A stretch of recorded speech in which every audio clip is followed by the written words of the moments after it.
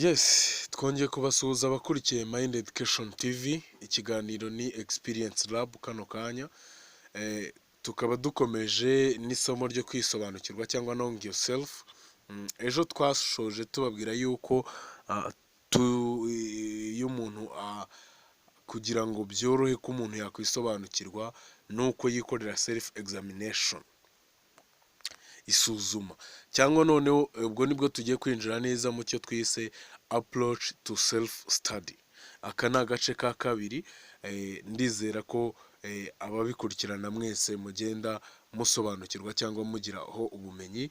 Mushobora kuduha ibitekerezo cyangwa mukatubaza ibibazo byinshi, ndetse n'inyandiko tuba twaragiye dukuramo ibitekerezo bigiye bitandukanye cyangwa twigiyemo, namwe mukabasha kuzibona. Dukomeje rero, ndakomeza ngenda nsobanura n'ubundi byihuta kugira ngo tuzakomeze n'ibindi. An honest, not critical reassessment of one actual state is crucial in the process of spiritual self-development. Mu buryo mukuri, iyi state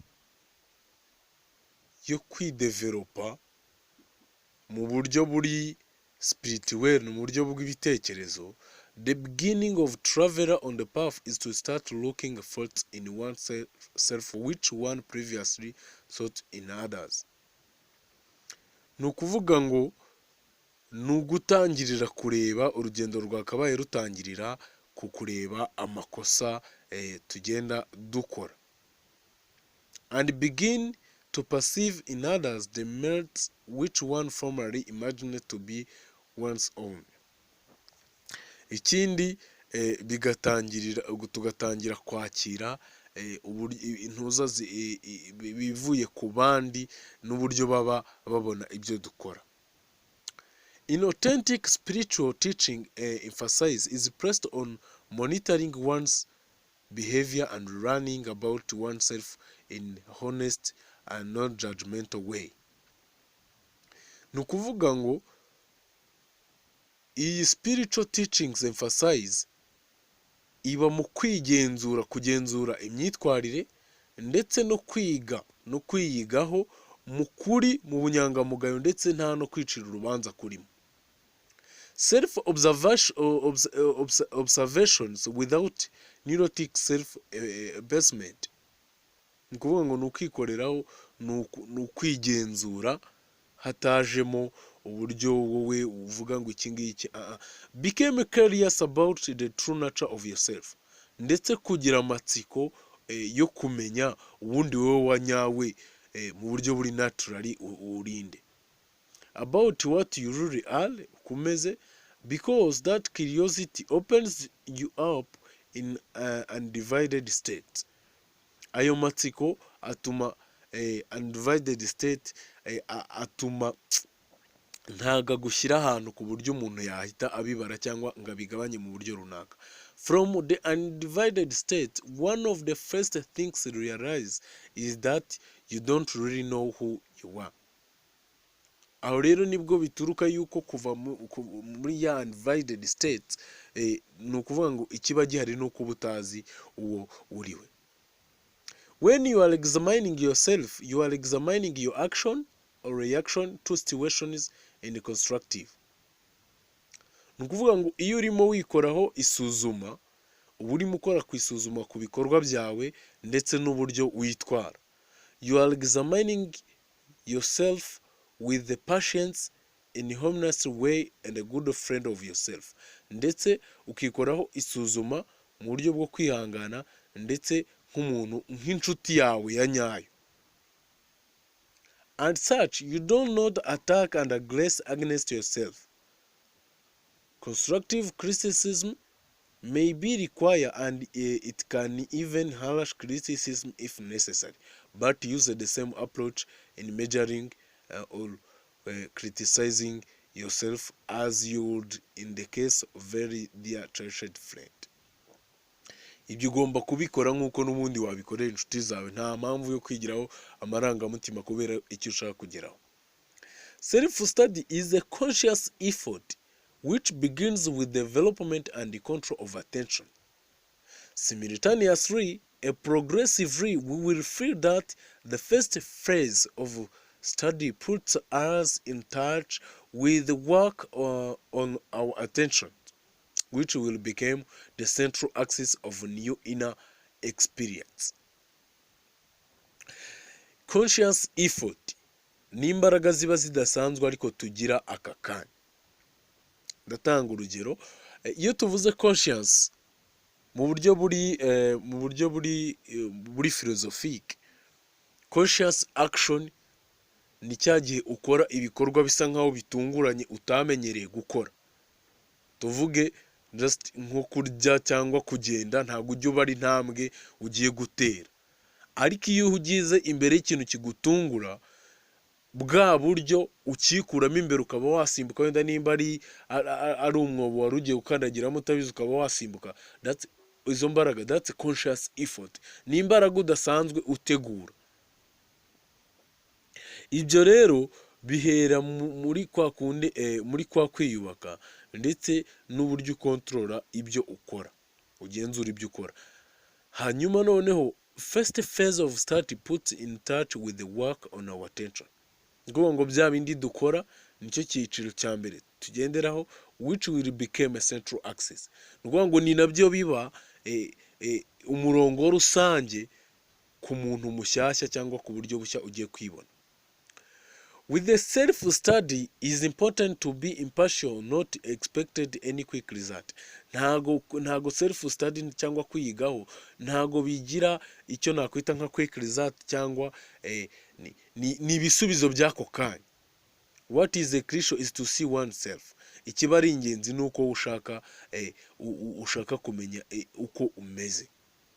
To observe one's mechanical automatic reactional behavior without a comment, without making any attempt initially to change the behavior. Mbere ya byose mu buryo kugira ngo observinge neza mu buryo buri mechanical cyangwa buri automated cyangwa bw'imyitwarire nta commentaire, birasaba yuko uhindura imyitwarire. Self examinations should be object, not a judgmental activity conducted impartially as possible. What is essential is to become more acquainted with your intimate nature, your sensations, body tensions, feelings, and desire without making any judgment. Ahangaha umuntu wikoraho isuzuma ntago agomba kwicira urubanza. Ikiba kigenderewe ni ukuba uri bubone ya makuru y'uko umeze, uburyo uba wiyumva, umubiri wawe, imyitwarire ndetse n'icyo ushaka, nta rubanza na rumwe uciye. The observer has no emotion, ndetse wowe nta marangamutima aba agomba kukuranga. It is like a mirror, ni nk'indorerwamo. Everything just passes in front of it. Ikintu cyose gica imbere yayo, the mirror make no judgment. Ni ukuvuga ngo kigaragaza uko ikintu cyaje, nta kuvuga ngo kiraza gushyiramo amarangamutima. Whenever we judge, we added another thought that needed to be rebutted. Ni ukuvuga ngo iyo dusa nkaho duciye urubanza kuri bya bindi twabonye, tuba dusa nkaho turimo twongeraho izindi ntekerezo, nazo ziraza gukenera ubusobanuro cyangwa ziraza gukenera kugaragazwa. Ibyo rero byatuma tuza kugira ubusobanuro burenze, ntabwo twaba twigizeho amakuru ya nyayo. Judging is not something the observer does. Ntago guca urubanza ntago ari ikintu observer arimo arebesha. The observer simply watches or reflects like a mirror. Observer icyo aba agomba gukora ni ukureba nkaho uri miruwari. Wowe icyo ubonye nicyo wandika, ikije nicyo wandika. The mirror remain a mirror, empty mirror. The observer doesn't even accept, it's just observe. Ntabwo ari ngombwa ngo wemere cyangwa uhakane ibyo ubonye, ahubwo icyo ugomba gukora is just to observe. Self knowledge is a lifetime commitment of study and work. Ahangaha nakubwira ngo kwigiraho ubumenyi ni ibintu ni nk'ubushake bw'igihe cyose. Lifetime, kwiyigaho ndetse n'ibyo ukora. in which one gradually builds up a picture of oneself. Ari byo bituma ugenda ubona cyangwa byubaka ifoto yawe wa nyawe. Increase of self knowledge, a change of level of being happens of itself, simply again and again bring the light of our attention and intelligence of what we have been blind to. Ni ukuvuga ngo kongera ubumenyi wari wifiteho ni uguhindura level y'ibyabaga umunsi ku munsi, kandi bikazana urumuri rushyashya ndetse n'ubuhanga bw'ibyari byarahishwe. The significance of persistence in this effort of self-knowing is encapsulated in saying such. With the continued practice, the very act of studying, observing ourselves honestly, without judgmental dissolved personality and the ego structure which broke higher development and being. The pure act of seeing fact, whatever the fact may be, brings to own understanding, and from this mutation take a place. Ahangaha n'ubundi ni bya bindi ku observinga utagize, udakoresheje amarangamutima, ushyizemo ubunyangamugayo ndetse n'ukuri kuri muri wowe akaba ari byo ukoresha. We are slaves to what we don't know. Turi abacakara bw'ibintu byinshi tutazi. Whereas we are master of what we don't know. Whatever vice or weakness we uncover in ourselves, who's the cause and the working, we come to understand. We overcome by the very knowing. Ibi byose kugira ngo tuve muri ubwo bucakara no kutamenya intege nke zacu tuba dufite, tubikura mu nzira kubera yuko twabashije kwisobanukirwa. Self knowledge is an inner experiential understanding of ourselves as a human being rather than an analytical and intellectual understanding.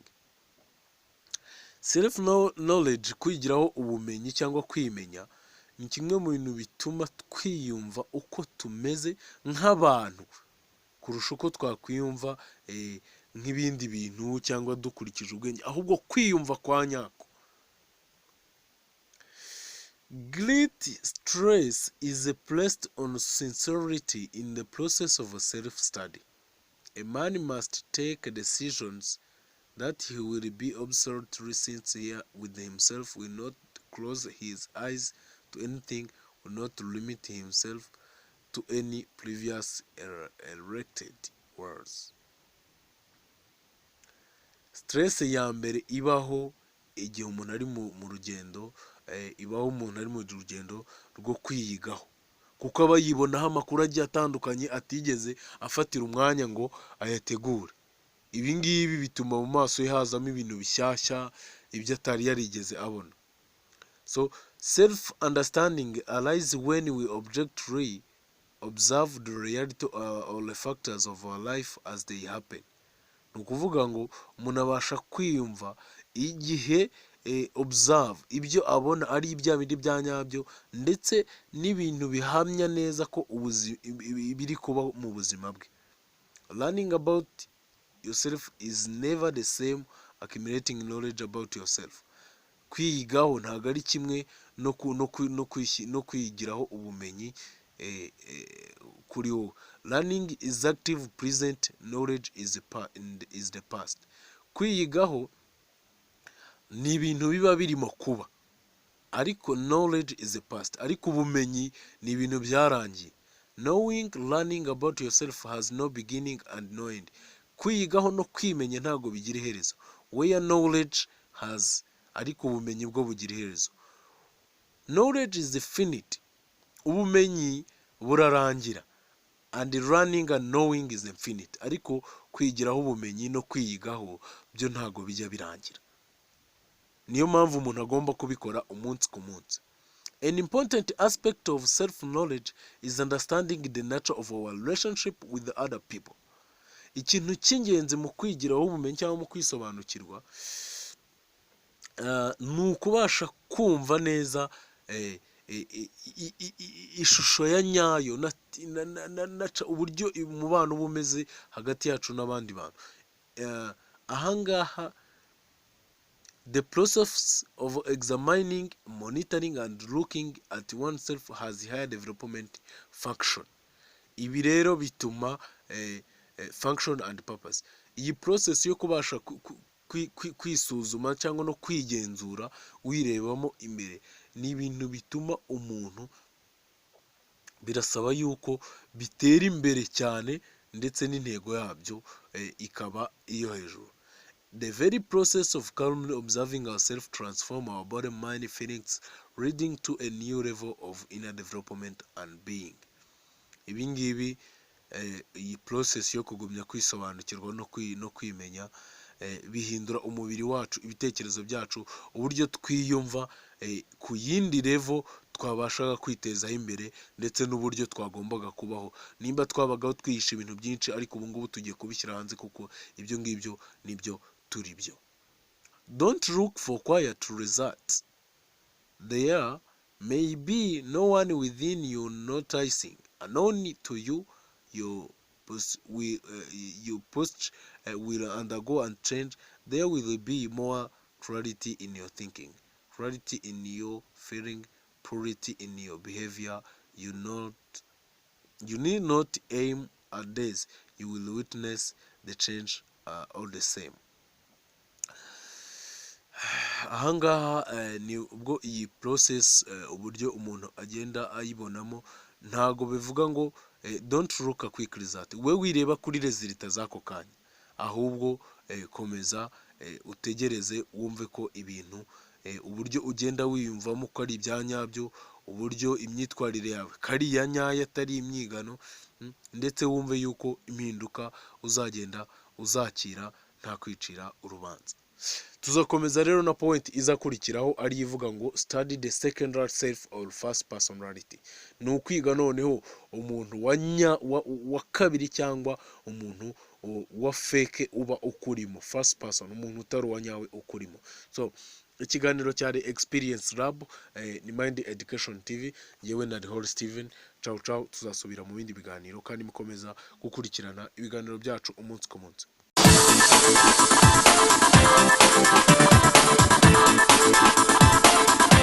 Thank you.